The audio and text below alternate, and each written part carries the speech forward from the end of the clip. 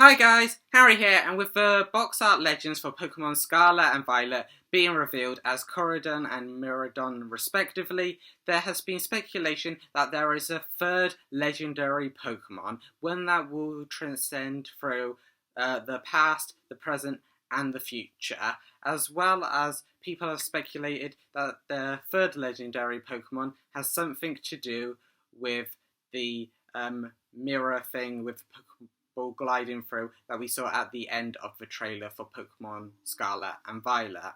But this video will go through what I think the legendary Pokemon can be and what time travel Pokemon uses. But before we get into the video, don't forget to subscribe, also leave a like and comment down below, and let's get into the video. So, Pokemon has a lot of main series and side series games, and their approach to timelines is a bit loose. But I think I have found out what Pokemon uses as their basis for all their timelines, and I think Pokemon takes the time travel or timeline approach to branched timelines. So this is a thing that we've seen in Avengers Endgame. So branched timelines are a spot where the timeline follows the same thing until it goes into a divergence when one choice is being made. And this is most noticeable with the fact that no two games are the same. Like, you take a Pokemon Diamond version of the game, and then you take a Pokemon Pearl version of the game, and they aren't the same.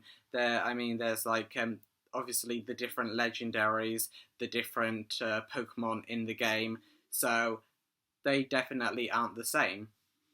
However, it is also shown that two copies of Diamond aren't the same as well. Like, my saved file isn't the same as your saved file, and that is branched timelines. So we've gone up together until the player character has been chosen, and then that's the part where it diverges off. So a diamond file and another diamond file are the same until the player character chooses their gender, and even if it's the same, then they choose their name. And even if the name is the same, they take a completely different approach to when they enter the world. Like, one person might check the TV first, or the PC first, or they might just go straight downstairs. So that is branched timelines. And there are some Pokemon that we have seen that have introduced branched timelines into Pokemon, which I will go through later. However, they have also introduced just, this is it, that there's no explanation, time travel, like the player character just turning up in the Hisui region in Legends Arceus. It looks like the player character could be from the future, but then it's like, well, how have they just turned up? Again, this could be through something I will come up later in the video. However, sticking with Legends Arceus, this could be this always happened time travel as well. Being like, this always happened, the player character kind of becoming their own ancestor and creating their own, their own family line, their own family tree. As we've seen, there were a lot of ancestors that we saw, like ancestors of Cynthia, and ancestors of Cyrus, and ancestors of Professor Rowan. So there were a lot of ancestors in there, and the player character could maybe create their own family line and become their own ancestor, being this always happened. Although there are more instances of branched timelines, as in Pokemon Ultra Sun and Ultra Moon, we got to go through the Ultra Warp Ride, and that was kind of a fun mini-game, like to find Ultra and Necrozma, and then later to hunt for legendaries and shinies and other Pokemon that you couldn't get in the normal Alola region. However, the Ultra Warp Ride was a ride through to connect to other points in time and space through ultra wormholes. So wormholes seems to be the thing that is doing the time travel in Pokemon, and there are also other Pokemon that use wormholes to connect through the Pokemon world, as Hooper, first introduced in Generation 6 as the mythical, connects through time and space through its rings, and those are hinted to be wormholes. And his rings also look like the wormholes that were specifically said in Sun and Moon and Ultra Sun and Ultra Moon as ultra wormholes. So it's obviously you go through wormholes to get to other points in time and space. And not only that, but in Ultra Sun and Ultra Moon, you have to go through a wormhole to get to a different.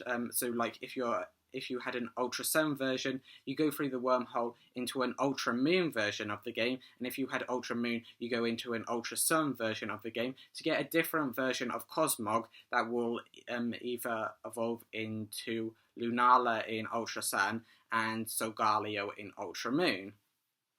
And it doesn't just stop in Ultra Sun and Ultra Moon. In the Hisui region or the Sinnoh region, above Mount Coronet, there may be a wormhole, as it looks a lot like a wormhole.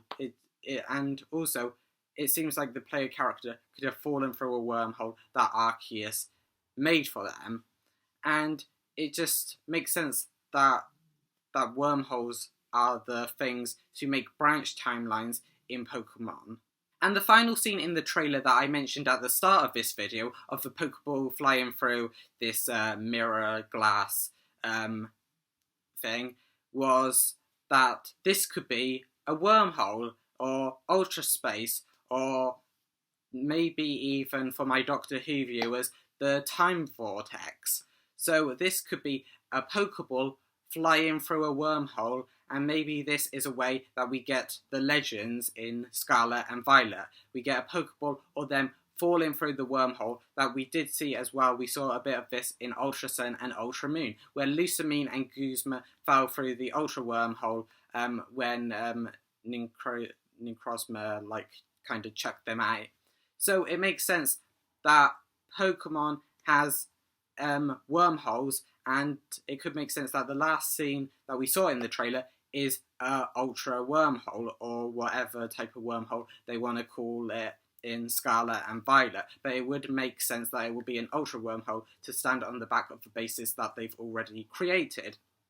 And also, not just that, but the legendary Pokemon, if there's a third legendary Pokemon, could have the ability to travel through all these different time and space, whereas Koraidon can just travel through the past, and Miradon can just travel through the future wormholes. So it makes sense that maybe the third Pokemon can kind of bridge the gap, or maybe we'll get fusions again, as we had in Black 2 and White 2. And you don't even have to go as far forward as Generation 6 or 7 to see that Pokemon have been using wormholes, as back in Generation 4, in Pokemon Platinum, we saw Dialga and Palkia kind of being drawn through this kind of energy that looked a bit like a wormhole when Cyrus summoned them, and also, especially when Giratina appeared, it looked definitely much more like a wormhole. So it has been seen that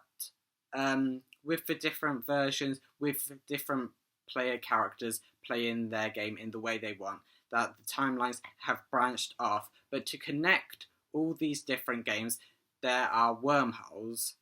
And I think this would be a great way to introduce the way that time travel will be introduced in Scarlet and Violet, even if there's a third legendary Pokemon or not. But that is just my thoughts. Let me know down in the comments down below if you agree or not. If you like this video, don't forget to leave a like. Also subscribe and share it out. And I will see you in the next one.